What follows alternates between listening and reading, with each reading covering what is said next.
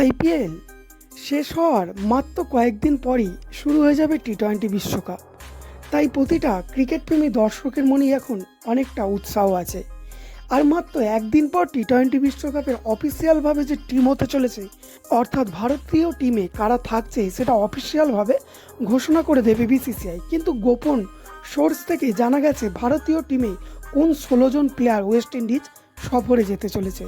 এবং ভারতীয় টিমের এই 16 জনকে দেখলে বুঝতেই পারবে যে এই টিমে কিছুটা হলেও দুর্বল দিক উঠে আসছে। অবশ্যই ব্যাটিং অর্ডার খুবই স্ট্রং হচ্ছে, কিন্তু বোলিং অর্ডারটা অত্যন্ত দুর্বল হচ্ছে। তো সেই সমস্ত বিষয় নিয়েও আজকের এই ভিডিওতে আলোচনা করব। তার আগে একটা রিকোয়েস্ট, চ্যানেলে প্রথমবার হলে অবশ্যই চ্যানেলটিকে সাবস্ক্রাইব করে দিও। দেখো, আইপিএলের উপর ভিত্তি করে কিন্তু বিসিসিআই কোনো রকম টিম সিলেকশন করেনি।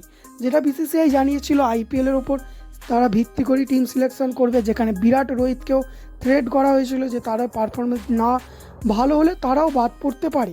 কিন্তু এখন বিসিসিআই এই যে 16টা প্লেয়ার নিচ্ছে, এখান থেকে বোঝাই যাচ্ছে আইপিএলের ওপর ভিত্তি করে কোনো প্লেয়ারকে নিচ্ছে না। এখানে রেয়ান পরাগ, অভিষেক শর্মার মতো প্লেয়ার কিন্তু চান্স পাচ্ছে না, রবি বিষ্ণু এর মতো প্লেয়ারকেও চান্স দেওয়া হচ্ছে। কোন প্লেয়াররা চান্স পাচ্ছে তাদের কথা বলা গেলে রোহিত শর্মা, যশস্বী জাসওয়াল, বিরাট কোহলি, সূর্যা কুমার যাদব, যেখানে যশস্বী জাসওয়াল এবং রোহিত শর্মা ওপেনিং করবে, কিন্তু বলা হচ্ছে বিরাটকেও ওপেনিং করতে দেখতে পাওয়া যেতে পারে। Rishabh punt, KL Rahul, Sanju Samson 3 জন উইকেট কিপিং হিসাবে থাকছে। তো কে খেলবে প্লেইং 11-এ সেটিও জানাবো একটু পরে।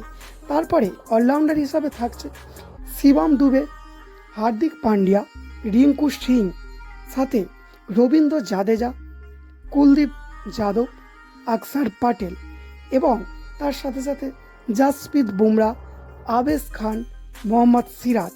এই 15 জন তো পাক্কা। সাথে একজন অবাক করা নাম থাকছে, সে হচ্ছে সন্দীপ শর্মা।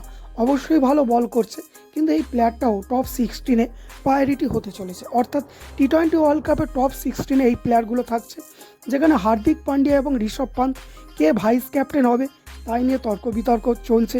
কারণ শিবম দুবের পারফরমেন্স ভালো, হার্দিক আর শিবম দুবের মধ্যে তো যে কোনো একজন খেলবে। সেক্ষেত্রে এখন বিসিসিআইয়ের কাছে বড় চিন্তার বিষয় যে তারা শিবম দুবেকে খেলাবে নাকি হার্দিককে, আর হার্দিককে ভাইস ক্যাপ্টেন করবে নাকি ঋষভ পান্তকে। ঋষভ পান্ত যদি ভাইস ক্যাপ্টেন হয় সেক্ষেত্রে সঞ্জু স্যামসন, কেএল রাহুল একদম কেটে যাচ্ছে। আর যদি হার্দিক পান্ডিয়া ভাইস ক্যাপ্টেন হয় সেক্ষেত্রে শিবম দুবে কেটে যেতে পারে এবং রিঙ্কু সিং সম্ভবত প্লেইং 11-এ নাও আসতে পারে, টপ 15-এই থাকতে পারে।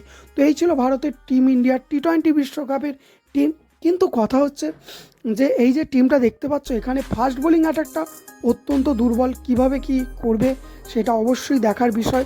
তো তোমাদের কি মনে হয় কোন দিকটা আরও ইমপ্রুভ করা দরকার, কোন প্লেয়ারগুলোকে চান্স দেওয়া দরকার ছিল বলে তোমাদের মনে হয়, অবশ্যই কমেন্টে জানাতে ভুলো। এবং এর পাশাপাশি কেকেআর টিমের জন্য অত্যন্ত বড় গুড নিউজ। তোমরা দেখতেই পাচ্ছ কেকেআর টিম এখনও পর্যন্ত পয়েন্ট টেবিলে 2 নম্বরে আছে। আর কেকেআর টিমকে যদি টক্কর দিতে পারে সেই 3টে টিম হচ্ছে সিএসকে, এলএসজি, এসআরএইচ। যদিও এরা অবশ্যই ম্যাচ হারবে, তাই কেকেআর টিমের মোটামুটি পয়েন্ট টেবিলে 2 নম্বর থাকাটাই একেবারে কনফার্ম ধরতে পারো। সেক্ষেত্রে সুবিধে কেকেআর টিম 2টো সেমিফাইনাল খেলবে। তো এবারে কেকেআর টিমের কাছে অনেক বেশি ভালো অপরচুনিটি আছে নিজেদেরকে ফাইনালে পৌঁছানোর। তো তোমাদের কি মনে হয় কেকেআর টিম ফাইনালে যাবে কি যাবে না, কেকেআর টিম চ্যাম্পিয়ন হবে কি হবে না?